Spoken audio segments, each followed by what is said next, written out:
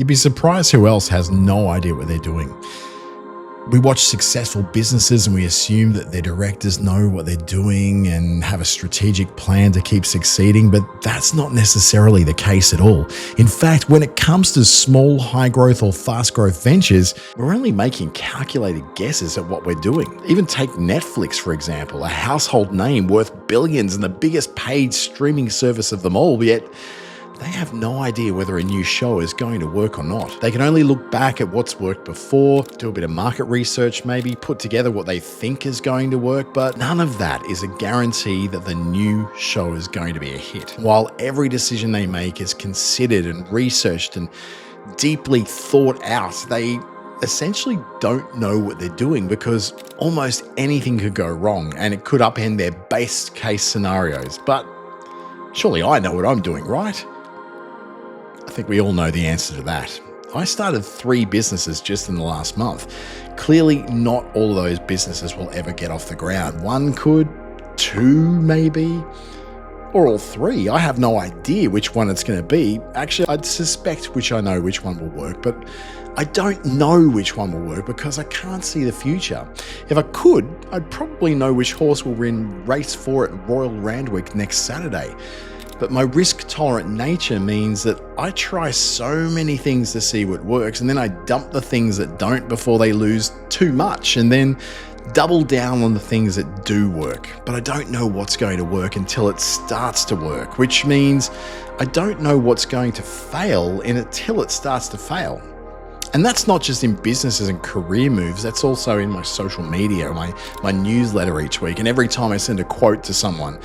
I don't know what posts on LinkedIn are going to do well. I don't know whether people will like my newsletter this week. I don't know if I'm going to get that quote accepted. I know a lot, and so do you, but sometimes we all know too much. But when it comes to our work, our businesses and our daily activity, there's a whole lot that we just can't know. Getting comfortable with the unknowns it's a lifetime journey. Anxiety is essentially a fear of the uncertainty of the future, and depression is regret for what has already happened. Both are far more complex than that, but it does give you some insight into why I know some of you are sitting there wondering why anyone would willingly jump into anything where they didn't know how it's going to go or how it's going to end. But you've done it before. You married someone without knowing how long you'd be with them. You bought a house without knowing if you'll still like it in 10 years. You conceived a child without knowing their gender or temperament. You booked a flight without knowing if it'll crash with you on board it. We outsource our certainty all the time. We seem to be very comfortable with a bunch of unknowns, but we're super uncomfortable with others. It's selective comfort.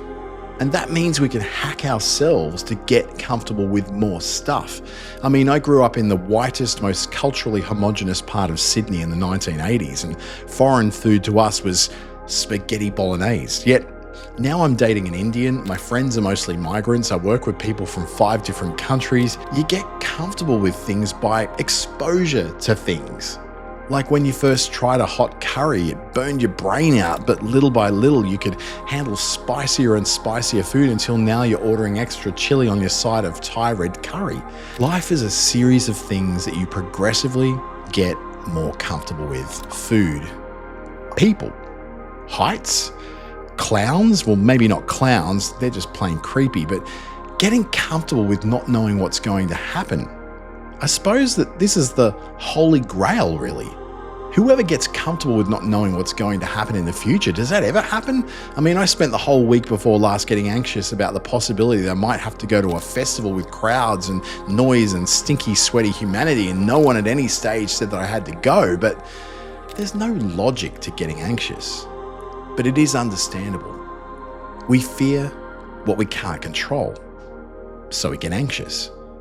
When we know what we're doing, we're in control, so we don't get anxious. So how do we change this? I like that old line from the Sunscreen song, do something each day that scares you, and it won't be long until you're not scared of many things at all.